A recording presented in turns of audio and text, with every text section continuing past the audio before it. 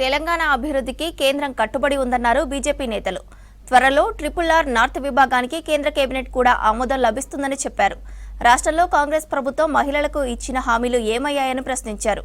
మభ్యపెట్టే పాలకులకు కర్రు కాల్చి వాత పెట్టడం తథ్యమని విమర్శించారు. ఇక తెలంగాణలో రాజకీయాలకు అతీతంగా వన్ నేషన్ వన్ ఎలక్షన్ పై చర్చలు పెట్టాలన్నారు.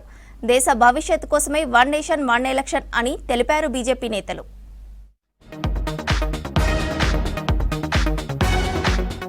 తెలంగాణ అభివృద్ధికి కేంద్రం కట్టుబడి ఉందన్నారు కేంద్ర మంత్రి అశ్విని వైష్ణవ్. మహబూబ్ నగర్ జిల్లా దివిటిపల్లిలో 6,400 కోట్లతో నిర్మిస్తున్న అమరరాజా గిగా పరిశ్రమ యూనిట్ 1 నిర్మాణ పనులకు శంకుస్థాపన చేశారు కేంద్ర మంత్రి. దేశానికి బ్యాటరీ టెక్నాలజీ అవసరం, ఆవశ్యకత ఉందన్నారు.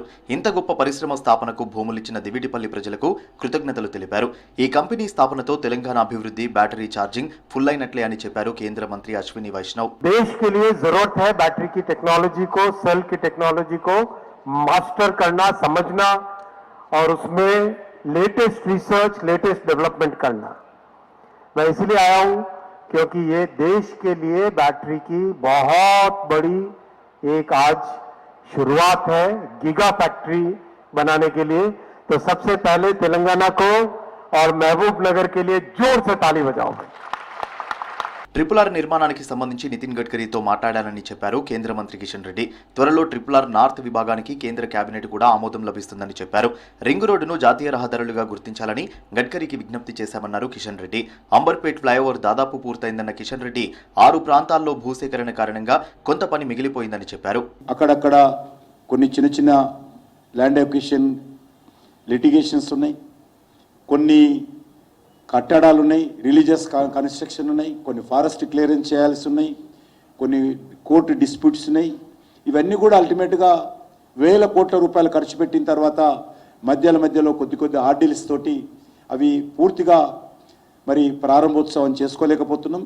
ఇవన్నీ కూడా మనము ఎంత తొందరగా ల్యాండ్ ఎక్విజిషన్ పూర్తి చేసినట్లయితే కొన్ని ఇప్పటికే మరి ప్రారంభోత్సవానికి సిద్ధంగా ఉన్నాయి, కొన్ని పూర్తి చేయడానికి సిద్ధంగా ఉన్నాయి.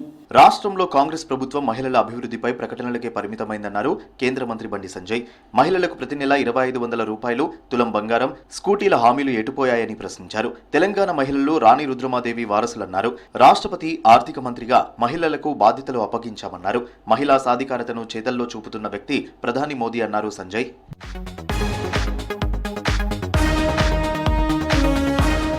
ఎంపీల సమావేశంలో కాంగ్రెస్ రాజకీయం చేసిందని విమర్శించారు నిజామాబాద్ ఎంపీ అరవింద్. ఇవాళ మహిళా దినోత్సవం అని తెలిసి కూడా మీటింగ్ ఎలా ఏర్పాటు చేస్తారని ప్రశ్నించారు.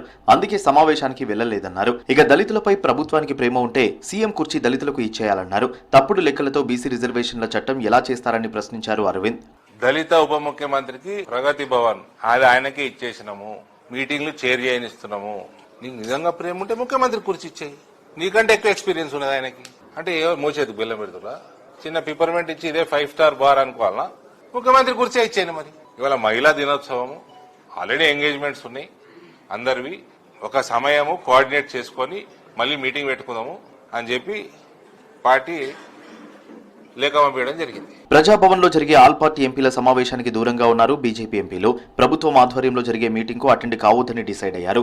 అనివార్య కారణాల వల్ల తాము మీటింగ్ కు రాలేకపోతున్నామని డిప్యూటీ సీఎం బట్టికి లేఖ రాశారు కేంద్ర మంత్రి కిషన్ రెడ్డి.